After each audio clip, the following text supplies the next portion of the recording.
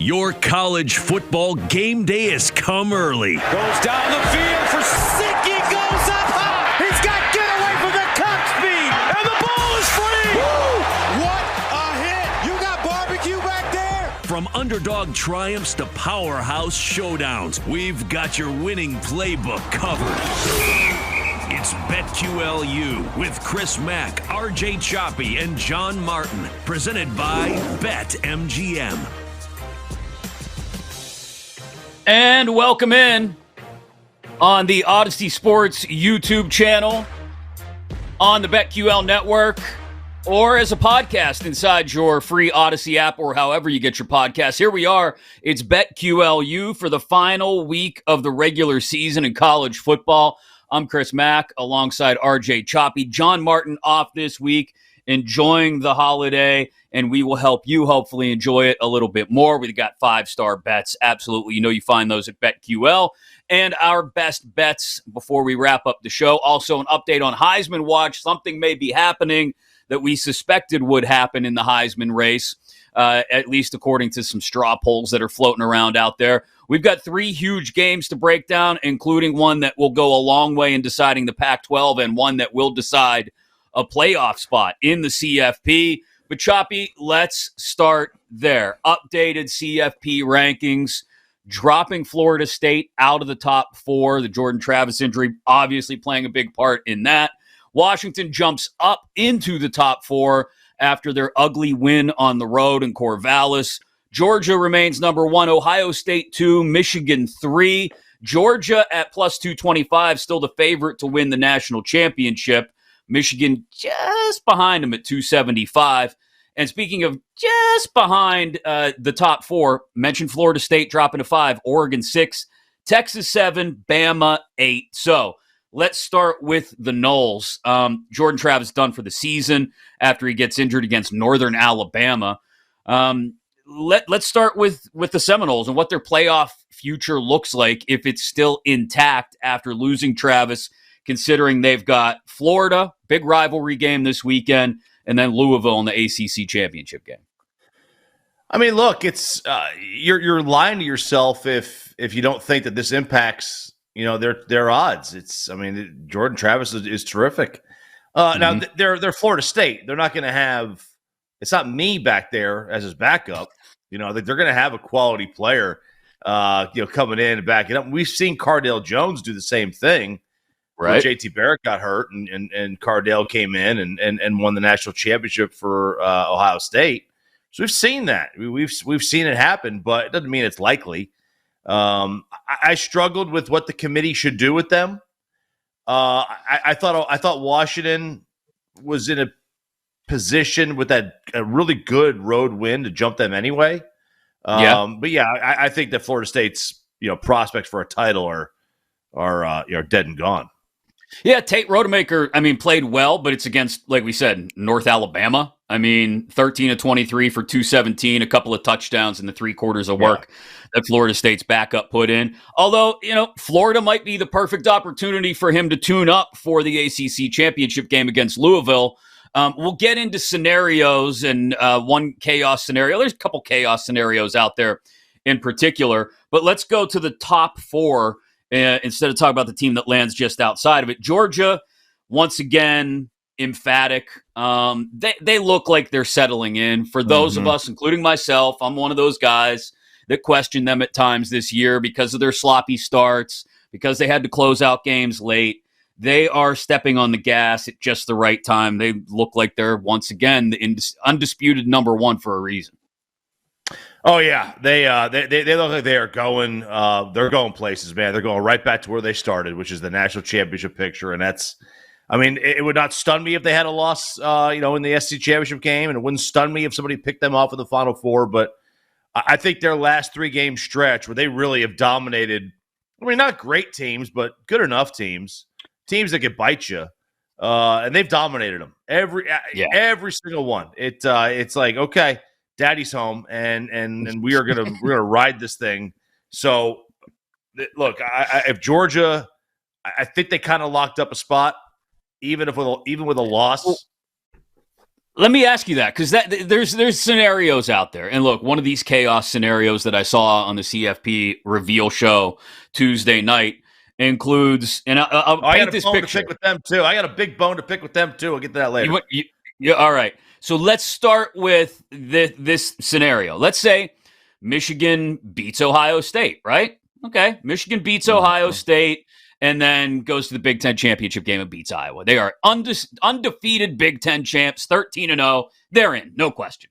Let's say Florida State beats Florida, takes care of business against Louisville and Charlotte.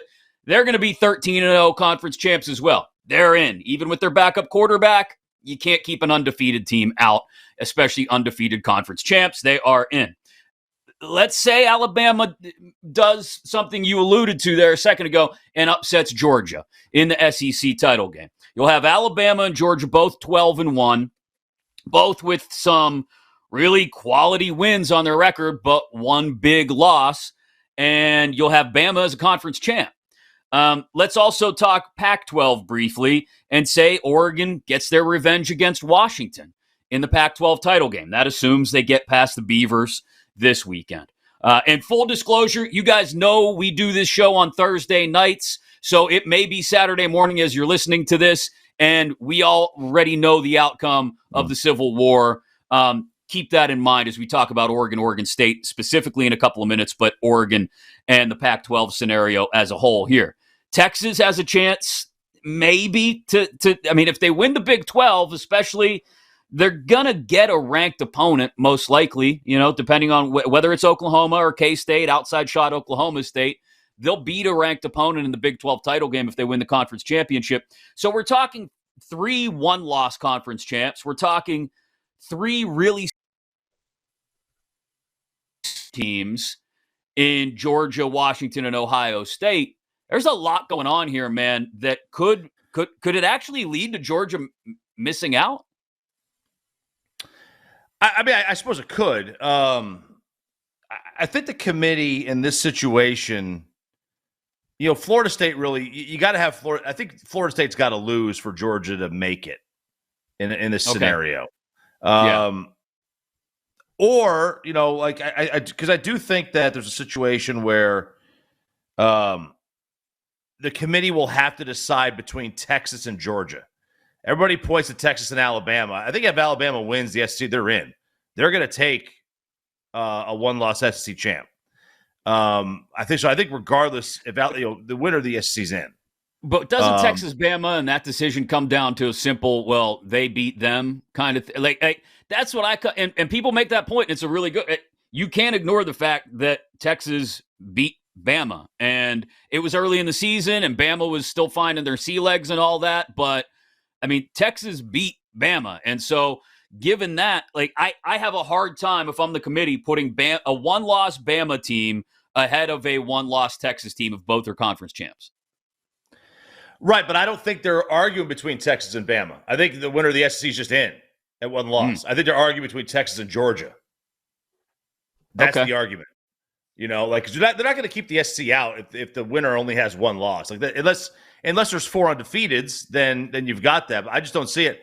And this is my my complaint with the selection show.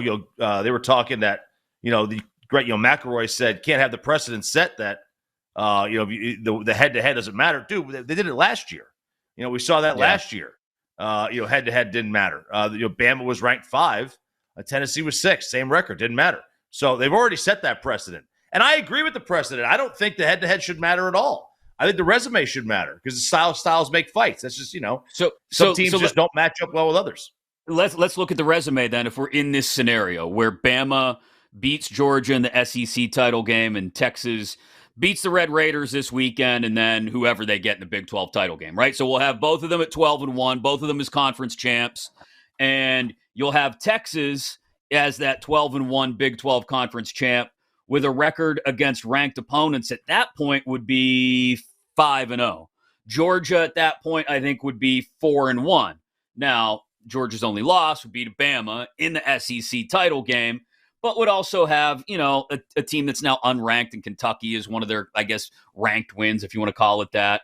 I don't know.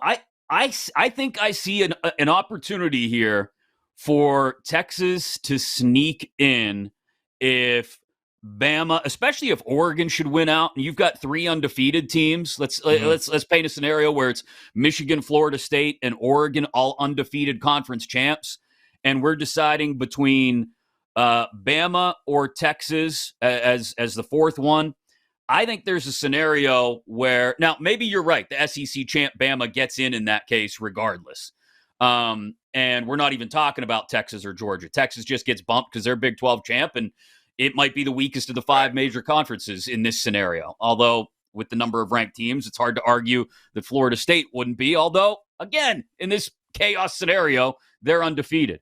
So, I understand the Big 12 is what it is, and it's not as strong as the SEC. But I would look at it and say, man, if Texas gets to that point, and Texas is 12-1 Big 12 champs, and they are 4-0 against ranked teams, with their only loss against a ranked team, their only loss in the season coming to Oklahoma, I'd have a hard time, I think, not putting them in ahead of Bama. And I would, you could sway me on an argument maybe for putting them in ahead of Georgia if it came down to that instead. Yeah. Oh, so it's 4-1, right? 3-1 against ranked team. Yeah, sorry. Is that right? 3-1. Yeah, they all have math, Choppy. They all come on. Yeah, they lose. They you beat see Bama. This Penn State hat I'm wearing. You know, math is not a strong suit. I know. It's not a good food suit either. With Micah Parsons' turkey dinner, favorite sides. Holy cow! Yeah, because they beat. They would have beat Alabama, right? Beat Kansas, K-State, Kansas beat State. Oklahoma State, and then they lose to Oklahoma, so 3-1. I mean, look. You can make a case for anybody. I just don't see a scenario where there's a one-loss SEC champ and there's not 4 undefeateds and they leave them out. Now, if there's 4 undefeateds, right? Then that's obviously which is impossible now. But if there's 4 undefeateds, I think there's a scenario there. Again, I don't think they're deciding between Bama and Texas if Bama wins the SEC. I think they're deciding between, and I'm assuming Florida State loses. I think they're deciding between Texas and Georgia. It's also hard to see a scenario, and I hate to be this guy that makes it all about this, but we know it's the case, where the College Football Playoff Committee, and the College Football Playoff has been built for television, and their primary partner is ESPN, ABC, Disney, where their biggest rights holder conference does not get a seat at the table. Look, next year when we go to 12 teams and things are wide open, we won't have to worry about this anymore. But you can't convince me that in the final year of the 4-team playoff, they're not going to go out of their way to ensure an SEC team gets represented, because much like the conversations we just had for the last 5, 6, 7 minutes, you can make an argument for Bama or Georgia, even if they end up, even if Bama ends up with Texas, both one loss and both conference champs or whatever it may be. You can make an argument, and you might piss off some people down in Austin. You might piss off some people outside of the SEC, but you're ESPN, you're Disney, you're the CFP, and don't tell me the committee and Disney don't go hand in hand somewhat. You're going to make sure your biggest boys get taken care of.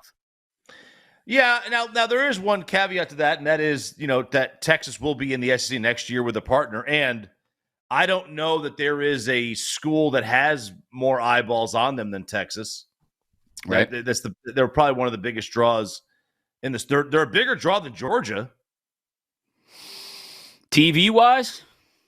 Yeah. I mean, they've got their fan base is much, much bigger. So right. Maybe not nationally, but like their fan base, the Texas fan base is just massive. So I don't know. I mean, I think that they are the one team or one of the handful of teams that could sway that, but I think it's just going to be tough for them to leave out the a one-loss SEC champ when there's not another undefeated. I just don't know that they're going to do that. That doesn't mean they shouldn't do that. I just don't think they're going to do that. This would be a whole lot easier if Bama just hadn't lost to the Horns earlier this year. Yeah. They've thrown this whole monkey wrench into the process, a process that will continue with some huge games this weekend that we're going to get into, and we're going to break down in just a couple of minutes. Plus, Brett McMurphy has done a little bit of a Heisman straw poll, and I think we may be seeing something play out, that we kind of predicted here on BetQLU just this past week. We'll get into that in about 15, 20 minutes. But like I said, some huge games to talk about, including Bama, Auburn in the Iron Bowl, Oregon, Oregon State, the Civil War for the last time with both as members of the Pac-12, and a trip to the Pac-12 title game on the line for the Ducks. And coming up next, the big game, noon, Saturday in Ann Arbor, Ohio State, Michigan. Is this an elimination game? And can Ohio State not just ruin Michigan's undefeated season, but bounce them from the CFP? Alongside RJ Choppy, I'm Chris Mack. We talk about it next right here on BetQLU. You've been listening to BetQLU, presented by BetMGM. If you missed any of the show, listen back anytime on the new and improved Odyssey app.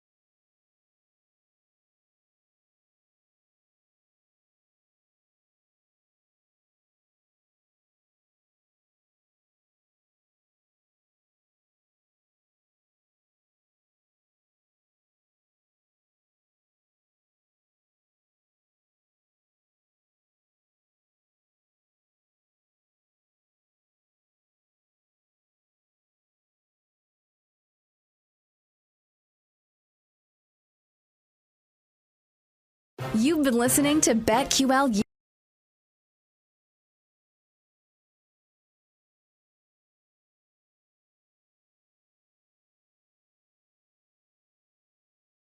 Let's get back to BetQLU, presented by BetMGM.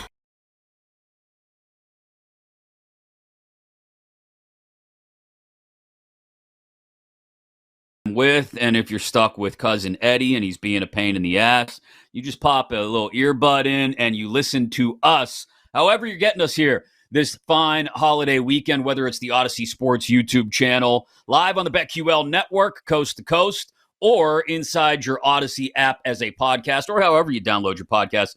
Thanks for joining us here on BetQLU. John Martin off this week. I'm Chris Mack, alongside RJ Choppy. In about 20 minutes, we get into a discussion about the Heisman and something playing out pretty much as we thought it may, or at least it looks like it could play out that way. And we get you our best bets of the weekend before we wrap up as well. Just a reminder, when we get into the Oregon State game, it's because we're doing this before the Oregon State game happens. So if you happen to be listening to this on Saturday morning or late Friday night, sorry. We're going to break that game down for everybody else who's getting it before kickoff. Let's start, though, Choppy. The big game, noon, Eastern, Fox, Saturday, Ohio State, number 2 in the country, at number 3, Michigan. The spread at 3.5, it's hovered right around that number in the 3.5 to 4 range all week.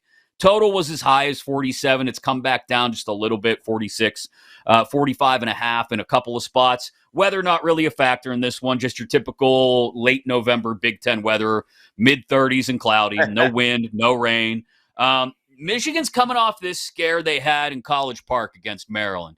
But they were also in a weird spot on the schedule where they had just won in Happy Valley, their first really massive game of the year. And they were probably looking ahead to their other massive game on the schedule in Ohio State. And they had the whole Harbaugh TRO thing going on. I think Maryland's just a letdown spot for Michigan. It's why we saw them maybe struggle for a time as they did. Or am I wrong? Are there legitimate dents in Michigan's armor now that we have to consider? Well, I mean, they're finally playing teams that are halfway decent. Yeah. That was a big part of it, and they've allowed, their 2 highest scoring output against over the last 3 weeks. Ironically, when they stopped cheating. It's weird how that works, but crazy. Yeah, I mean, look, when you don't throw a pass in the second half, I can't. I got nothing for you. Yeah, like that's not a brand of football I want to watch. It's not a brand of football I respect either. It's like boring as hell, man. That's for middle schools. So I just because of that, I hope Michigan loses by 100 points. I hope their run game is so dominant, though, at least when they play Penn State, that they're able to do that. They're able to just lean in on it and just absolutely bleed the clock dry. I know. It's not fun. Can't throw a single pass.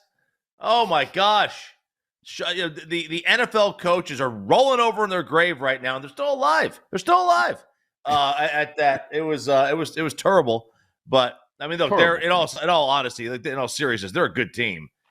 This should be a great one. It really should. Like this is one that, man, if you're not looking forward to watching this, you just don't like sports. You don't. Like, yeah. I could do without a Tuesday NBA game in June or in January. Shoot, I could do without a Tuesday NBA game in June too. If you really want to get down to it, not a big fan. I don't care about the NBA at all. But man, you don't want to watch this. You don't like sports. I think this is an elimination game, though, right? Like this is Harbaugh won't be on the sidelines again. That doesn't affect Michigan at all, in my opinion. I think they're fine without him on the sidelines. We've seen that. They're whether we like it or not, whether they're still cheating or not, whatever, they are. The results speak for themselves. And I know they came against the Little Sisters of the Poor and Directional State, A&M, and all these teams that they loaded up the schedule with early in the year. I know they didn't play anybody until they played Penn State. I get it. But they have looked so dominant when they've won games, like to your point, they don't even have to pass it all in the second half. All that being said, because of the fact that they haven't played anybody, I really think the committee's going to look at this as, at least for Michigan, an elimination game. If Michigan can't beat Ohio State, I don't think they're going to the playoff. They're done. This is their chance. They've got to beat Ohio State, and then they've got to beat Iowa in the Big Ten championship game next week. Yeah, so I think there's a scenario where they could get them in. All right, Florida State loses. Right. Georgia wins. Georgia wins out. Yeah. Texas loses. All right, Texas loses to K-State or whoever they play. Yeah. Right. Washington loses the Pac-12 title game. To Oregon? Yeah, yes. I would assume so, right? Okay, yeah.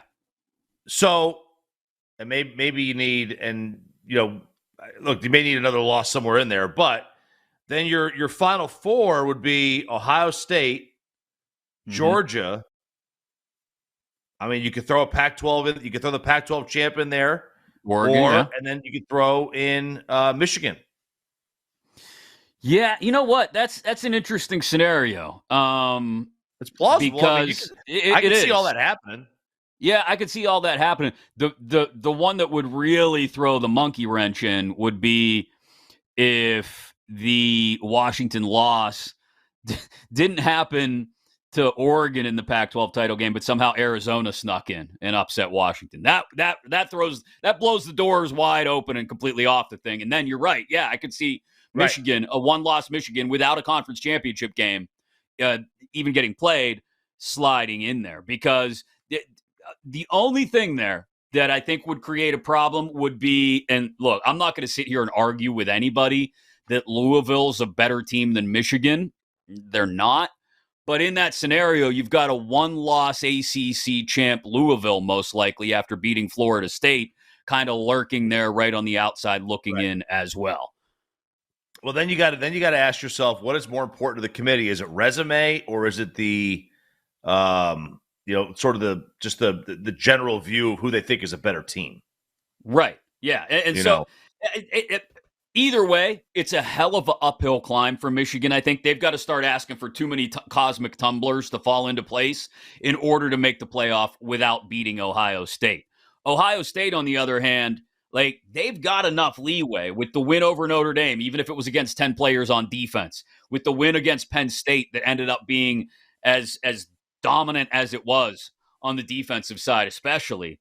I think they can lose to Michigan and still somehow back into this thing more easily than Michigan can back into it. But I think for the most part, it's an eliminator.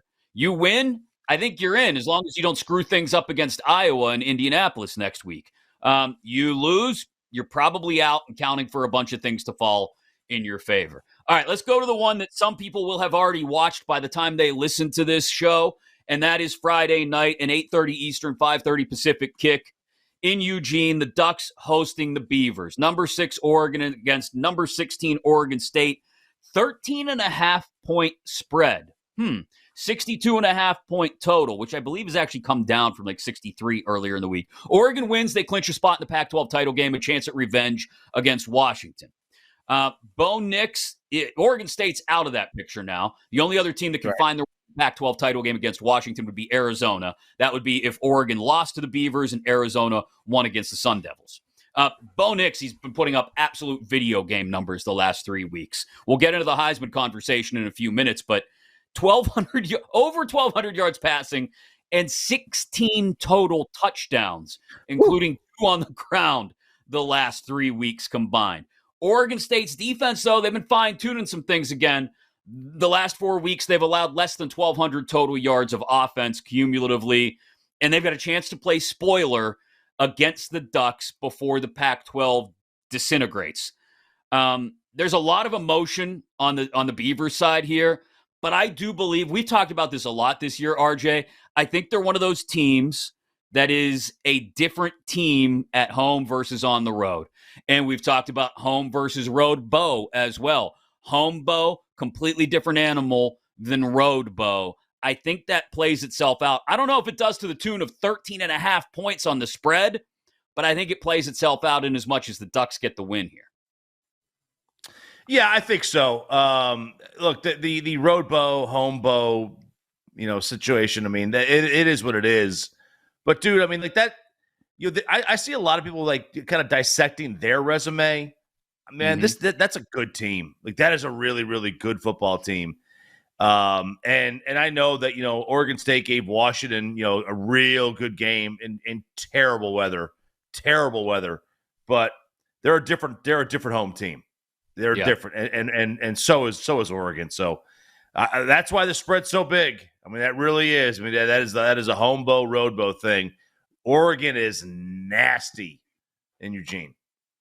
Yeah, that defense. I mean, given and again, the weather played a big part in Corvallis last Saturday night, but that DJ Uiagalelei was not. If that's the one they get in Eugene this weekend, then I don't worry about the 13.5 points. But that was one of the worst performances I've seen from him in a game where they were still in it down to the very end. He still made some decent throws here and there, but there were some that again, maybe it was the weather, but I found myself shaking my head. I don't think if Oregon State doesn't get something from DJU on Friday night, and by something, I mean a couple of plays that make your jaw hit the floor, I don't think they stand a chance in this thing. And again, the 13.5 may be too rich for my blood, but if he can make just give me 2 big plays, DJ, 2 big plays, they've got a chance to pull off the upset, I think. Yeah, they do. That's the problem. Can he give you 2 big plays? Right. That's the big question. Can he do that? Because I mean, there's been situations where he just hasn't come close to doing that. And again, in a road environment, in a tough game, in a rivalry game. Look, there's a reason he ain't at Clemson anymore. There's a big reason. And he's done well. I'll give him that. He's done well. That is a team. I thought they were going to beat Washington last week. I thought they were going to bludgeon them at the line of scrimmage. I thought they were going to make it life miserable for the Huskies, and they didn't. And there's not going to be a near environment more suited for them to win. Bad weather, home game at night. If they couldn't do it then, I don't see how they do it this week. All right, both of the SEC title competitors will have rivalry games, but letdown games perhaps this weekend. Let's talk about the Iron Bowl. Number 8, Bama, still holding on to some thin threads of getting into the CFP. If they can beat Georgia in that SEC title game, it certainly opens up the possibility.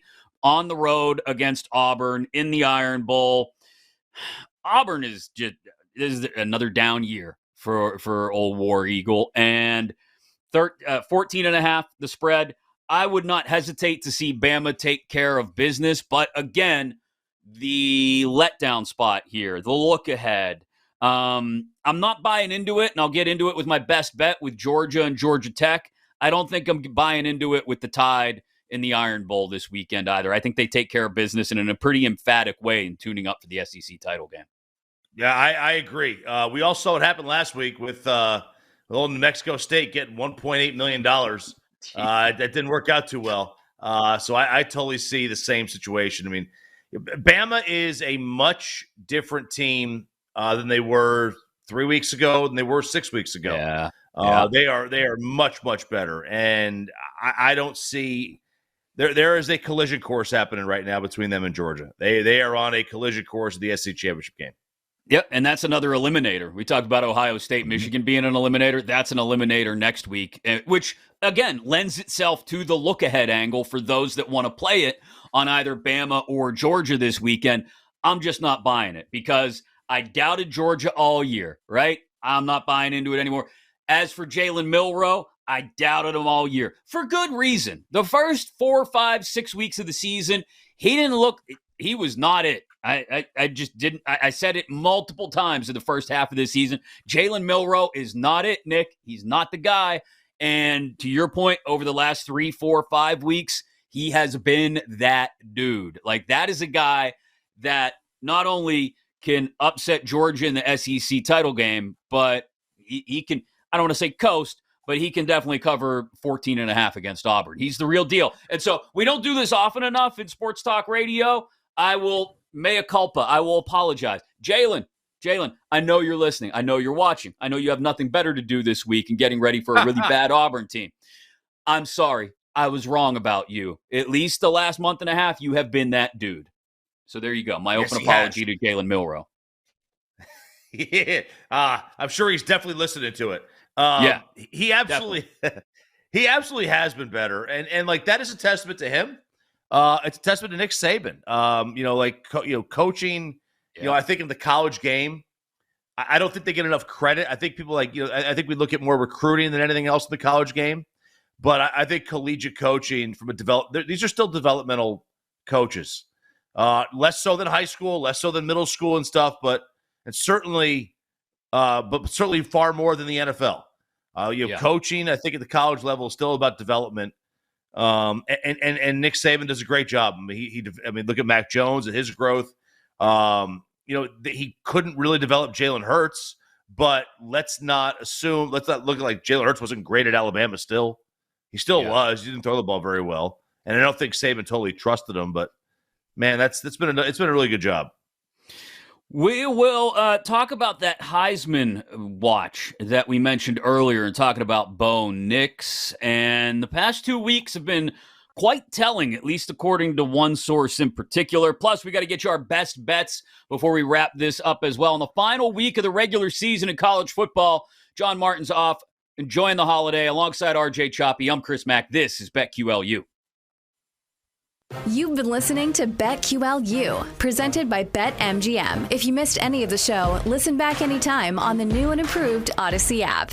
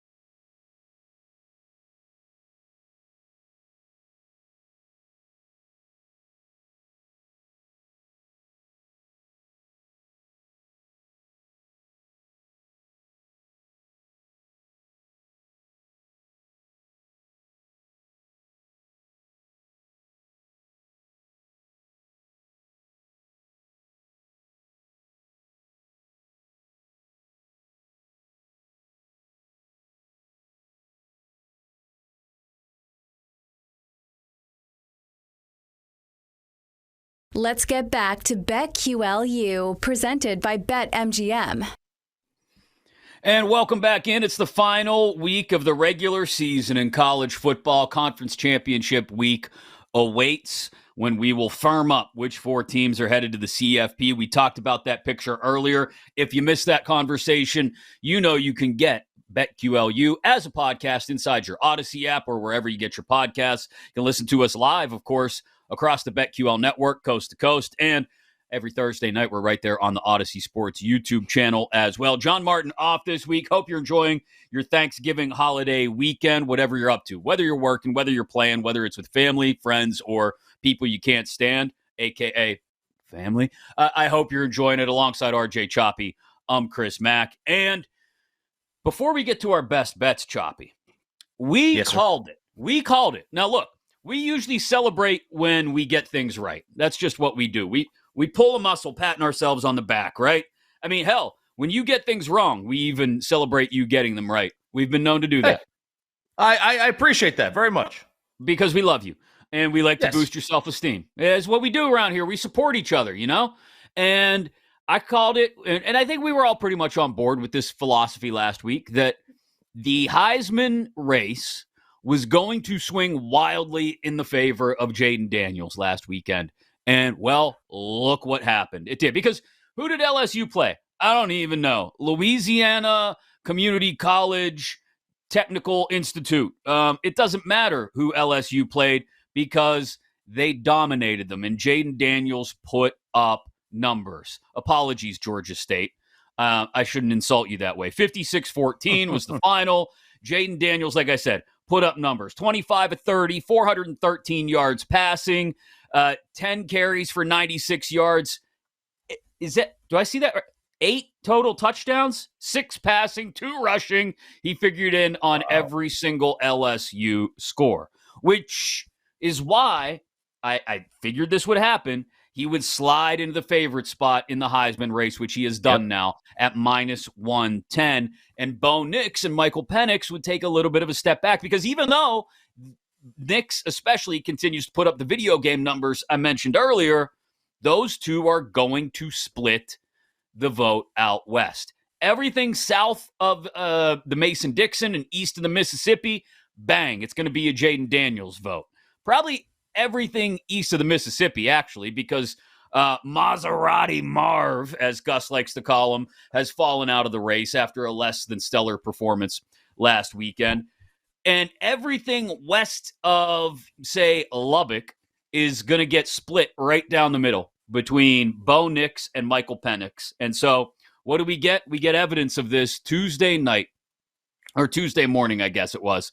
Brett McMurphy tweets out, he's conducted 2 Twitter polls in the last 2 weeks. Okay, it's a Twitter poll. It's not exactly the most scientific thing. This isn't Steve Kornacki of MSNBC breaking down precinct by precinct how the vote is rolling in, but he quite simply asked people, who gets your Heisman Trophy vote? 48,000 respondents came in at 12% Marvin Harrison, 21% Michael Penix Jr., 26% Bo Nix, and 41% said Jaden Daniels. And yeah, it's just a Twitter poll, Choppy, but I think when you consider the constituency that votes for the Heisman, it's probably a pretty representative poll of what we can expect to go down.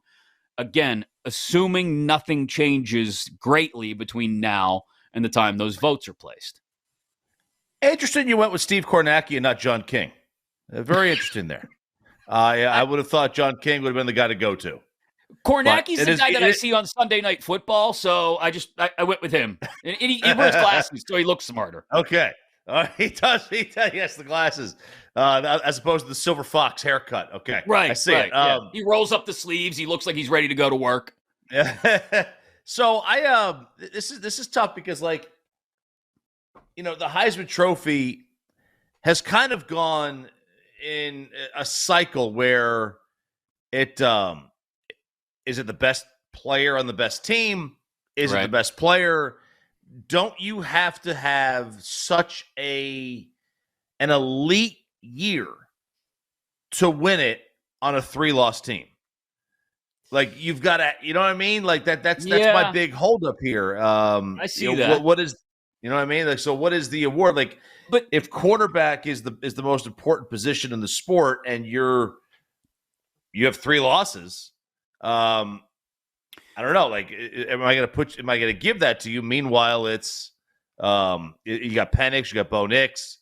I think a lot of it will come down to the next week or so, and how those 3 players really finish. yeah, and I just see Jaden Daniels' quarterback rating like up north of 200, which I don't understand how that's possible, but I guess it is.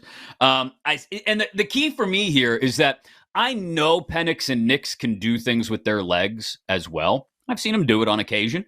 But what Daniels adds on the ground is like some next level stuff, especially the last 3 weeks. Like the last 3 weeks, he's at, let me do the quick math in my head, 390, 400, 397. He's over almost 500 yards rushing in the last 3 weeks and 5 touchdowns on the ground in 3 weeks to go on top of the over 1,000 yards passing and 11 touchdowns in the last 3 weeks. Right. So you make a good point about the team and like, can you win the Heisman if you're on it? If this were like, if we were still, if Shedeur Sanders were putting up these numbers and we were talking about a team scraping by to try and find bowl eligibility, I'd be like, okay, I hear what you're saying now. I can't put a Heisman vote on a dude on a losing team or a 500 team. But when you only got 3 losses and you look at the losses and there's some pretty solid teams, a really good Florida State team early. The Ole Miss loss stings. It has to sting. And, of course, Bama. I look at it and say, you know what? I'm okay with that. And again, because of the versatility that Daniels has and the way he's exploded the last 3 weeks, I'm all good with that. Yeah, I mean, it wouldn't bother me if he won it. It wouldn't bother me at all. I don't know that when it gets down to it, if Washington wins out and they're Pac-12 champs, they're undefeated, like, because the votes have to be in before the conference championship game, right? Is that what it is? Or they come in? Yeah, I think they have to be in before the conference championship games. Yeah. Yeah, and I mean, and look, I mean, if Washington's undefeated, I think it's going to be tough. I think it's going to be tough to keep Penix out of it. I just think it's going to be difficult, but it's not going to stun me.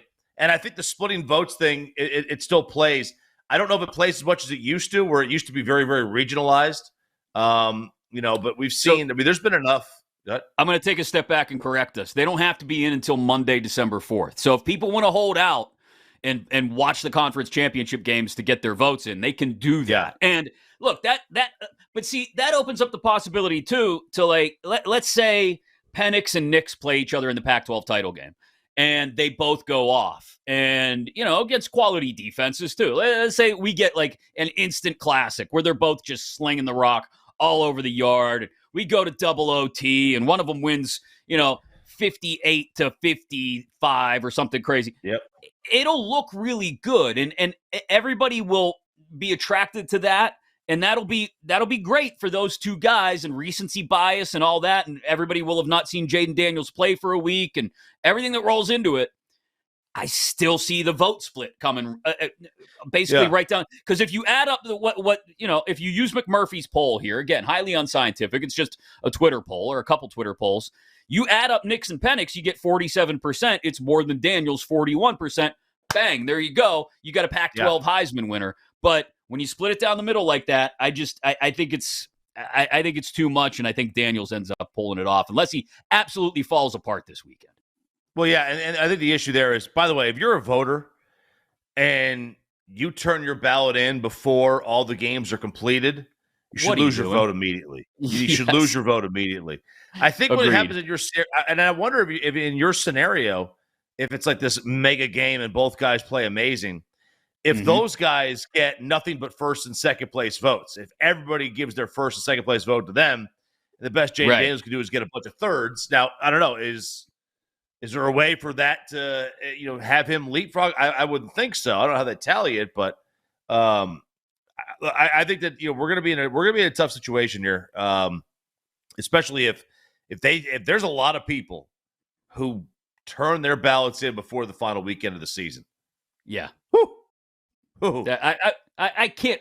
You got to sit down and watch through the conference championship games. Otherwise, like you said, what are you doing? All right, time to get people what they came for. Our best bets. Update the records real quick. John, who was off this week, John Martin, enjoying the Thanksgiving holiday with family. 6-5-1 to this point. Choppy 5-5-2. Still hasn't hit on one of his pizza money parlays, but that's okay. That's okay. That's what they're there for. They're a pizza money parlay because they're just a flyer you're taking on something, hoping to hit it big. It's a lottery ticket. I am 8-5-1 to this point in the year. So, Choppy, give it to me. First of all, do you have a pizza money parlay this week? I do. I do have one. Let's go with Cal money line over UCLA, San Diego State money line over Fresno State, and Ohio State money line over Michigan. And that beauty right there will pay you 23-1. So 23-1 on that bad boy. Throw $10 down. It's a pizza. It's a pizza. I love it. I love it. I'm going back to the well. I've had this team all year. I'm going back to Colorado State and give me Colorado State minus 5.5 against Hawaii. Okay. I will, I am getting bold here at the end because I've got a little bit of a lead on you guys in the best bets department. And I'm feeling it. And you know what? I talked it out with just between the two of us earlier. I don't think it's a letdown spot for Georgia. I don't think it's a letdown spot, especially for Bama in the Iron Bowl against Auburn. They know they're going to meet in 2 weeks. They know that a trip to the college football playoff will most likely be on the line, that it's most likely an eliminator game. It is a huge line in Atlanta. The Bulldogs are laying 24.5 to the Yellow Jackets. I'm good with it. Give it to me. Give it to me. And you know what I'm going to do? I'm going to throw this on top of it. Yeah, we're going to parlay it because I'm feeling froggy. The Tide minus 14.5 over Auburn. You parlay those two together, you get plus 272, nearly 3-1 odds. So go ahead, put me down for the parlay. Georgia covering against Tech and Bama covering against Auburn. That is my best bet of the weekend. You can mock me later when it doesn't come home if it doesn't, but I would prefer you tail it and we all make some money, just like Choppy and his pizza money parlay. I like it. I think it's a good bet. I think those are both solid bets. If Georgia doesn't win by more than 24, holy cow. What are we doing? Yeah, Georgia Tech's disastrous, and we know what Auburn is. They're not much. All right, next weekend, we'll all be back, the whole gang back together to talk about the conference championship games and what we expect that CFP to look like, and one final look as well at the Heisman race, which we just broke down for you. For John Martin, who's enjoying the holiday with family and friends, for our producer, Zach Curl, for RJ Choppy, I'm Chris Mack. This has been the final regular season edition of BetQLU. You've been listening to BetQLU, presented by BetMGM. If you missed any of the show, listen back anytime on the new and improved Odyssey app.